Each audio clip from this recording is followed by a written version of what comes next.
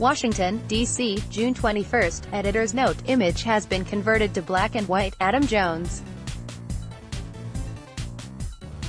Photo by Rob Carr. Getty Images. It is from the keyboard of the Suns' Eduardo Encina that we learn today of the candidacy of the Atlanta Braves in their pursuit of Manny Machado. Interestingly enough, we also have a ranking of the suitors.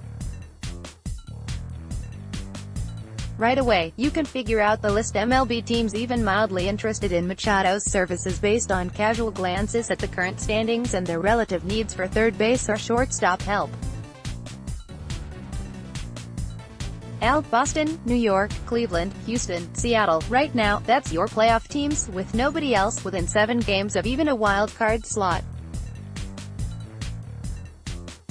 NL: Atlanta, Philly, Washington, Milwaukee, the Cubs, Cardinals, D-backs, Dodgers, Rockies, Giants.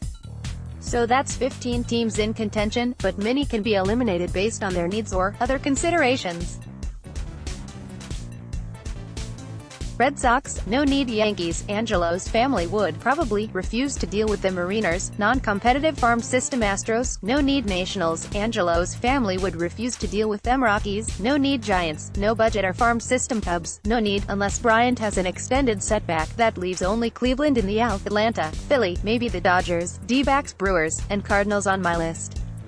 So let's see what Encina has learned. Emphasis added: the Orioles have received offers from the Los Angeles Dodgers, Arizona Diamondbacks, Milwaukee Brewers, Philadelphia Phillies, Atlanta Braves, Cleveland Indians and Chicago Cubs, and the offers rank in that order of appeal, according to this source.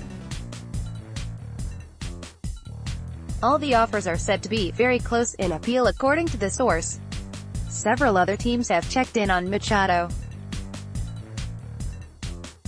There are a couple of surprises here, seeing the Cubs on the list at all, seeing the Braves 5th out of the top 7. Clearly, Atlanta has the prospect horsepower to trump any cards that any of these teams might put forth toward a Machado deal. Clearly as well, they have chosen, for now, to hold those cards close at hand. Of course, this is a contest in which the winner takes all. No participation trophies will be handed out. But wait, there's more. I'm going to preface this bit by saying that I tread carefully when quoting Nick Carfado of the Boston Globe. Even in my post of MLB industry links, I noted that Carfado tends to post a lot of speculation, and that has led to some rumors that had not basis in fact whatsoever. However, this point from him rings true. Point 5. Zach Britton, LHP, Orioles. According to a major league source, there are a couple of scenarios where Britton could be traded in tandem with Machado or another Orioles reliever. Britton has been working toward knocking the rust off and seems to be making some progress. The Orioles are trying to get maximum return for him, but the fact he hasn't pitched much the last 2 years doesn't help. One of those scenarios could certainly involve the Braves, who have perhaps the biggest needs for both bullpen and premium relief help, notwithstanding my opinion expressed previously that there's not a terribly obvious fit at either 3B offensively or SS defensively. Such a scenario would obviously come at a higher cost for the Braves, requiring them to not only match the Orioles' expectations for an impact player in Machado, but also to overcome their desire to offload Britton at a decent price, a move that might better serve the Orioles via a separate trade. Either way, it seems that while the Braves are attending this auction, they are behind in the bidding. Page 2. Baltimore, MD, June 16. Manny Machado. Photo by Scott Tetch. Getty Images. I don't believe that the Braves will get Machado, not unless they clearly win the auction strongly enough to convince the Orioles to allow a window of opportunity for a contract extension discussion with the player and his agent. That's a very rare thing, and I don't expect Atlanta to make that kind of overpay. I do expect the Braves to be much more involved in the discussion for Britton's services, and they might actually end up with that player. So who gets Machado? If the Dodgers want him bad enough or don't want Arizona to get him bad enough, then they will win. Arizona might be doing an all-in approach and could opt to overpay. They got J.D.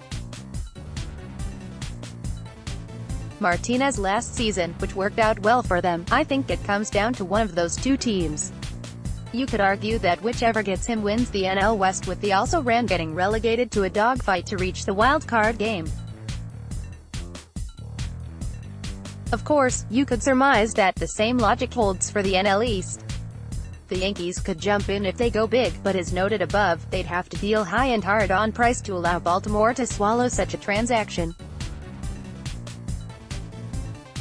Off-topic, more from Tomahawk Talk. As an aside, this is definitely burying the lead stuff. There is also this teaser from Carfado in today's same lengthy article. Craig Kimbrel, he is first and foremost on Dombrowski's plate, and Red Sox ownership will have to think about whether to re-sign the closer. Kimbrel can certainly make a legitimate case for an Aroldis Chapman deal of 5 years, $86 million. Will the Red Sox go there for a closer? It's tough enough for the Red Sox to commit big dollars and years to starters, let alone closers.